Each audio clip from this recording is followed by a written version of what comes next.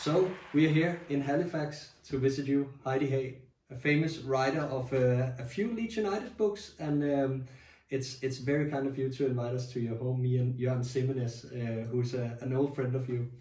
So thank you for having us. You're quite welcome. Yes, it's good to see you. First of all, Heidi, it's no secret I'm not a Leeds fan, but I'm a huge fan of the Premier League and English football in general. And first of all, your story and why Leeds United? How, when, why? I think I started supporting Leeds in '65. Basically, back then, Match of the Day was really big, and Leeds United were a local club. I lived over between Selby and Goole in a little village called Carlton, and Leeds was still classed as a local club even though it was 30 miles away, but they were on Match of the Day, and we ended up getting to the FA Cup final against Liverpool. So the FA Cup in those days was really big on the television, so I was watching at home that day. We also had links to the club really through the village where I lived, because Brian Baker was a big Leeds United fan. He had season tickets there and he ran the coach to home games. So eventually I used to go to some home games on there, and also some of the nearer away games. I went to Leeds for my first game, I think it was '67, for my friend's 12th birthday.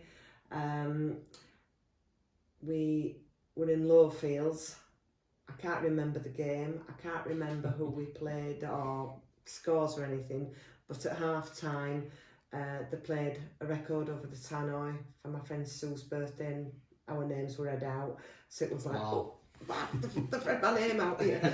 And it was Lily the Pink by the Scaffold, and that's the only thing I can remember about the game. But it sort of indoctrined you. Went into Lowfields, you saw the ground, it was just a wonderful place to be. Leeds were just a fantastic club at that time. And it wasn't until we left school, I left in '71. Now Sue was still at school, she stayed on to sixth form. But we made a pact to see how many Leeds games we could go to without missing one.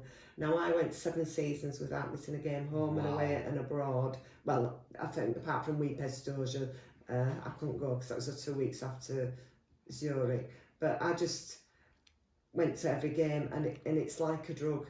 Once you didn't miss a game, you had to be there, you had to go. But at those days as well, the trouble on the terraces was rife, and many a time you would take your life into your own hands to go follow your club.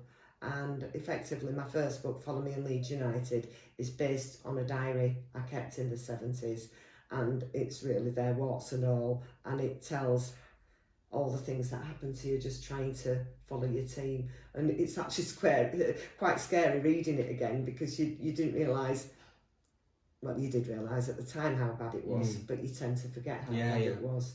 But it was pretty bad, and people would say, well, why did you continue going? Because I wanted to follow my team, and that's what we did.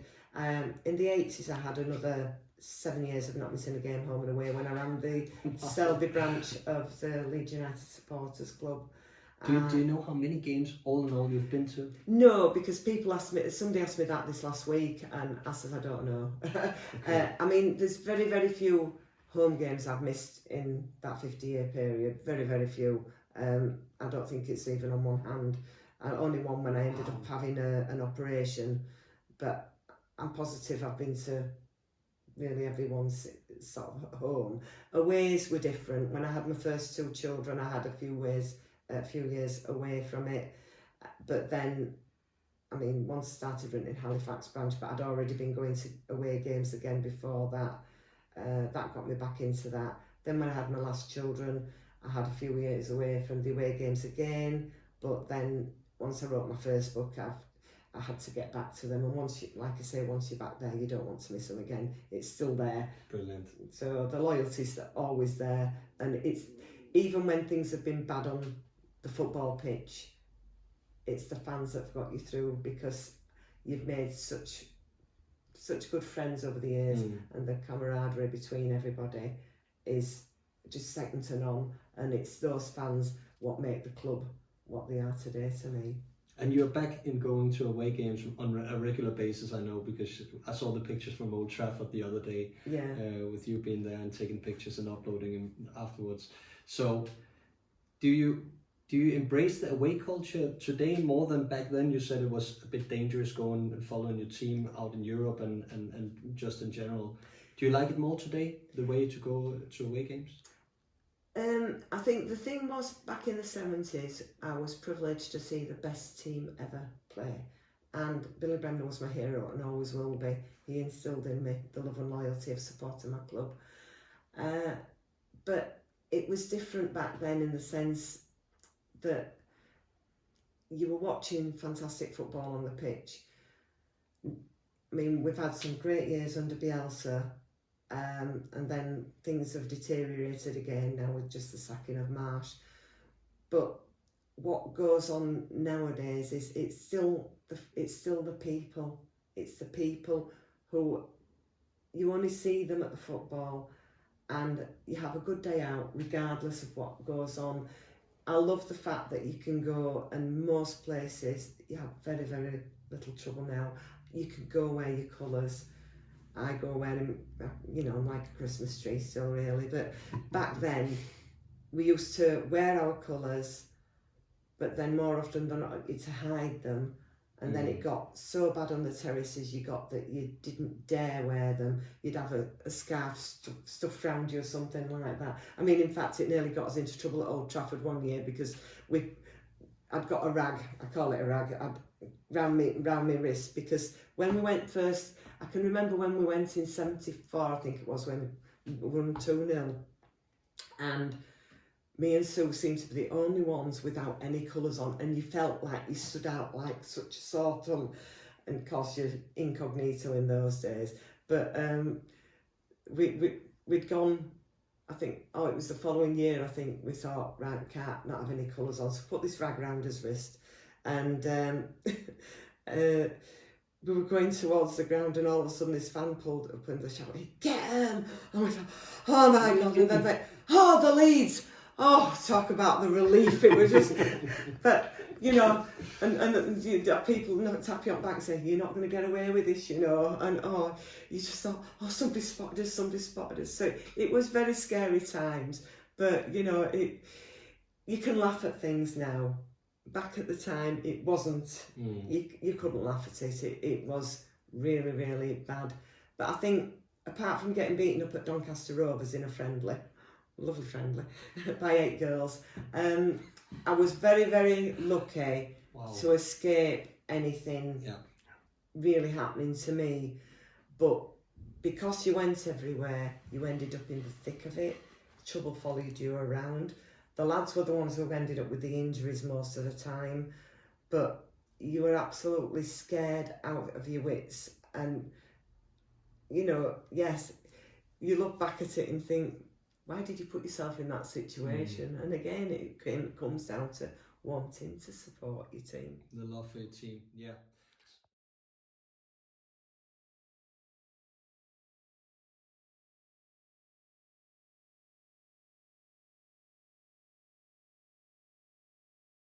So, Don Revie, tell me about him. To me, Don Revie was the greatest manager we have ever had. And why? He brought through the best team I've been privileged to see. And I've loved that team, and they're responsible for the worldwide support we have still got to this day, especially in Scandinavia. He brought the best team through. We were the most successful team. Yes, we didn't win what we should have done. And I mean, a lot of that was down to bad refereeing and fixture congestion and everything else. But I'm just privileged to have been there to see that best team ever play. My winning the FA Cup at Wembley in 1972 was my dream game. I loved it. It was my first visit to Wembley. And seeing us win the FA Cup, seeing Billy Bremner get handed it at the end of the game from Her Majesty the Queen, It's just magical moments. The only thing that was the worst that didn't work that day was poor Mick Jones getting injured.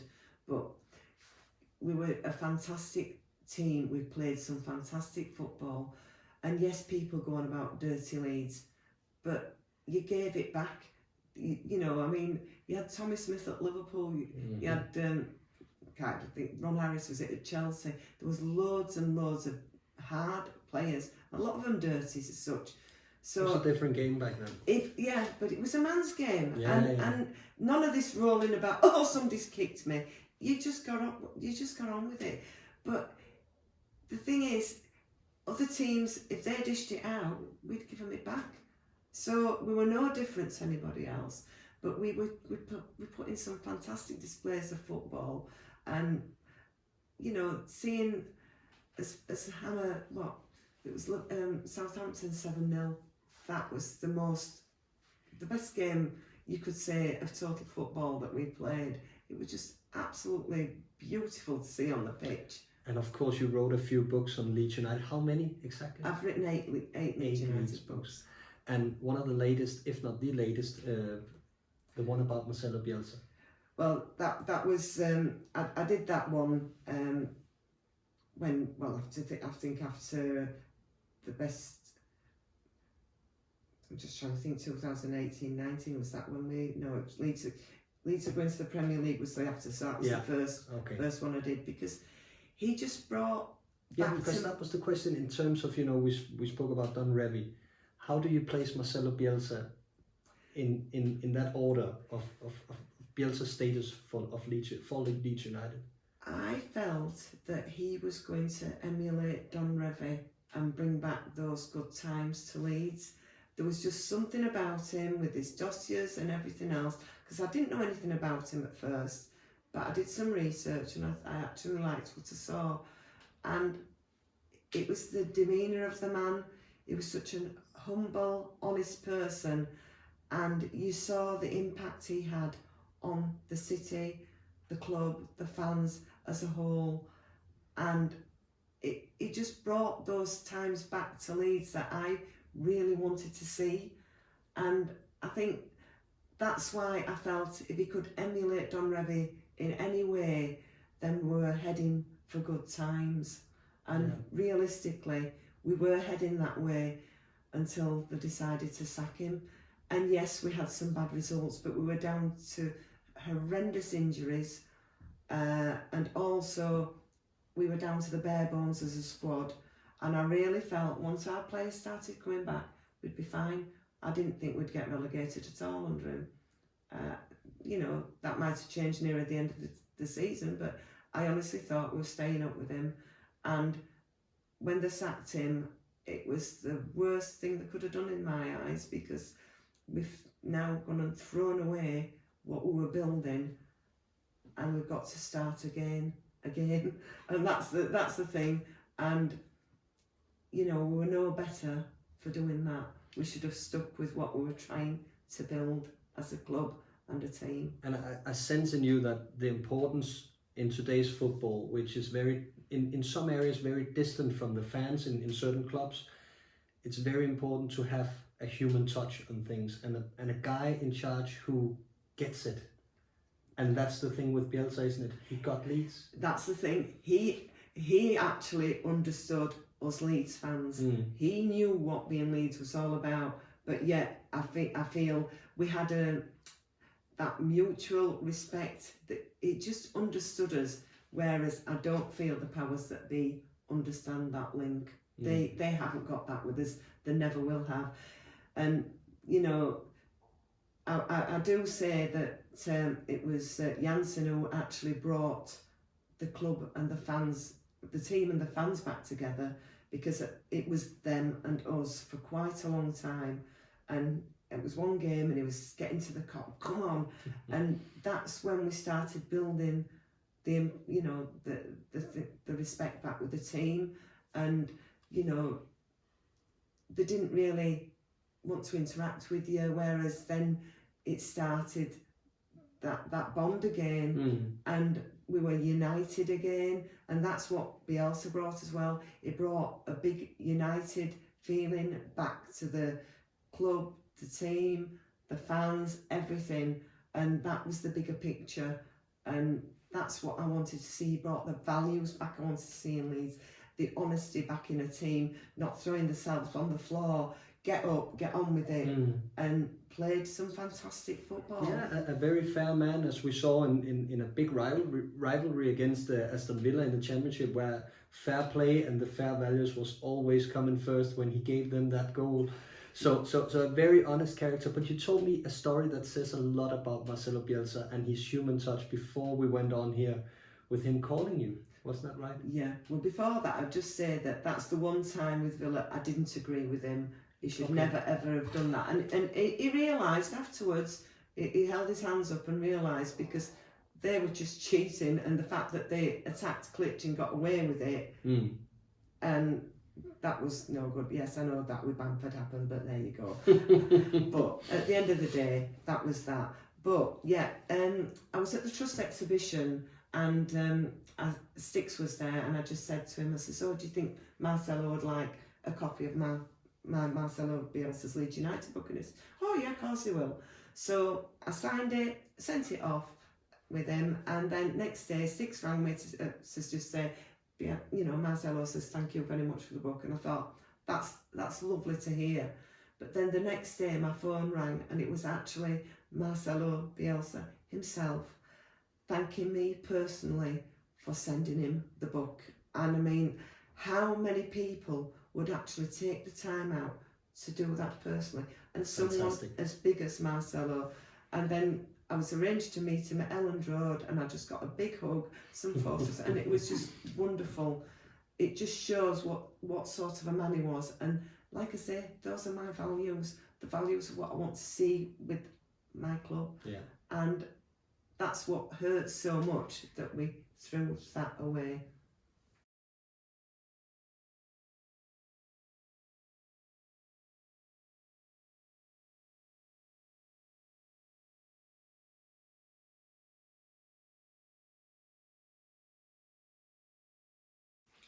So, the actual situation at Leeds United. Without Jesse Marsch going forward into a relegation battle, we must call it that, at this point, how are you feeling about your chances of staying up and the future as a whole? Well, to be honest, once he got sacked, I can't believe the relief I felt. I didn't think the club would sack him. I thought we'd carry on as we were. But after the Forest game, when things turned toxic on the terraces, and I just thought, you know, we were going down. That's the only way you could feel it. We were going down. Then we went into the game over the Pennines, you know, with that team. I don't like saying the name. It was a swear word in my house. And we went there, and I just says, the pressure's off. And that's what we said, the pressure's off. Just see what happens. And we got off to the most fantastic start with Gnonto scoring.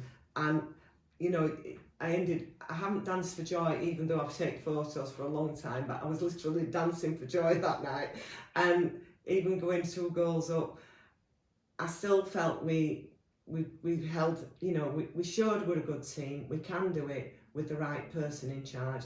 And Marsch wasn't the right person. He never was. And in my opinion, he shouldn't have been here. What did he lack? Nothing against him as a person. It was all talk, and I don't think he had the expertise to to manage a football team. Okay. I feel everything went backwards with fitness and everything else. There was just something that wasn't there. I know he had a hard act to follow Bielsa, and I would have kept Bielsa, I'll be honest. I would never have gone and sacked him to bring Marsch in. I think it said he couldn't handle pressure at Leipzig and things like that, so he really should never have been appointed, and that's where I blame the club for that. The fact that he'd been tracked for a long time to come, it was a big mistake. At least he's gone now. Where we go in the future, I don't know who we're going to get. I know we've no manager going into the back-to-back game with that team tomorrow, but you know, again, yes, they say, oh, they know what to expect from us now. we're at home. Don't matter. Who are they? You don't have to, just because they have all this money and this expensive team, they can still be beaten. Yeah, all right. We don't know what's going to happen on the day, but you've still got to believe you can get something out of it. It's football. If you think you're going to get nothing out of a game, you might as well not turn up on the pitch. Yeah. And you just got to go out, give it your all, and see what happens. But, you know, we showed we can play as a team. The fight in the team the other night was just absolutely fantastic to see. You know, I mean, Luke Ayling was on fire and it was brilliant. And to me, it was old school on the pitch and old school on the terraces. The fans were just fantastic with the singing, and I just loved being back in it. And that's what's been missing for a long time. You know, it felt like we're on the same page again. And if we can get on the same page, we're going to be, you know, I don't think there's any worry regarding relegation. We stand a chance again now. Now, I do think the split ownership has been the worst thing that could have happened to us. I do worry about how things are going to go forward, because it's all right saying you've an investment arm there with 10 to 20 people in it. Who's going to own us? Who's going to make decisions? You can't just have it that you've got 6 or 7 people or however many people around the table and think, oh well, I want to do this, I want to do that. It's no good. And like we spoke about, it's maybe also a bit of a warning that you sack Jesse Marsch and you don't have a replacement ready. It's like they've been speaking to a few people already who've turned them down, and it's not a good sign at this moment in time. You need a succession plan like they had with Bielsa, like it or not, but they had Marsch lined up. They've been tracking him for a few months, and to be honest, I think that impacted on the performance of the team, because they knew what was coming, they knew what was going on behind the scenes. There's a lot of vibes that come out that I haven't liked, and yes, you're looking at it from a distance, but because it's a fan, I look at it from a fan, I speak as a fan, I write my books as my blogs as a fan, and it's, you look at it, yes, through rose-coloured glasses maybe at sometimes, but you can see if things aren't working. I've been going over 50 years following Leeds. You can see what is happening, and there's a lot of things that I haven't liked. Okay. You can't specifically say it's this that's caused it, but we need to be on the same page. You need the ownership sorting immediately. It's no use waiting until the end of the season, otherwise we could get dragged into that relegation thing. But it needs sorting. If Radrizzani's going, they need to all go and have a clean slate and start again. But I think in limbo, because that's where we've been, it's no good. So we need to sort of move on, get whoever they're going to get. I honestly don't know. You need somebody who's got who can withstand the pressure. But the hope is to take it game by game, and a game against United to get Man United to get a result there could really get that mood swing back up and lift the team free of relegation, or what is the hope? Well, the thing is, we stand a chance, and that's it. I mean, I'm glad you said that, because there's only one United. Yeah. I realised. I'm glad. And I agree. Yeah, absolutely. Heidi, it's been a pleasure, and it's been an absolute privilege to learn a little bit about Leeds, and so thank you for chatting to me. And thank you for coming. I've really enjoyed it. Thank you.